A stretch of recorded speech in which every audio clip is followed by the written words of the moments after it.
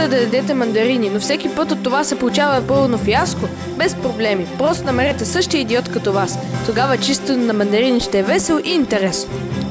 Никакво настроение да празнувате? Не сте намерили къща и компания за Нова година? Без проблеми, просто звъннете на приятел, служещ в армията.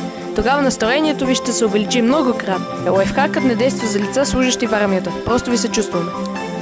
Скарали сте се със семейството си, а приятелите ви вече не са ви приятели? Има изход. Ето го. Приятелите ви не искат да празнуват с родителите ви, но ако им го кажете, ще останете в стаята си до края на февруари? Решено! Настройте часовниците си на няколко часа напред. Седнете с роднините си и пуснете миналогодишните поздравления на президента. Те и без това нямат никаква разлика. Ще отпразнувате добре, а когато семейството ви си легне, тихо пускате приятелите си. С годината не се държахте много добре, но все пак искате да получите подарък от дядо Коледа? Спокойно, просто напишете в писмото, че никога не сте слушали чалги, не сте ходили по улиците с колонки и никога не сте имали TikTok. Тогава подаръкът ви е в кърпа върза.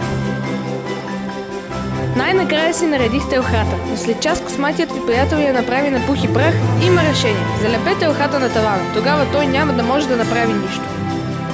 Искате да кажете речта на Нова година, но сте много тъп, много лесно. Отидете в коментарите на някое популярно видео. Тогава не само ще проведете времето си с интерес, но ще получите икономическо, юридическо и медицинско образование и ще разберете как с помощта на гвозда и бутилка да станете милиардер.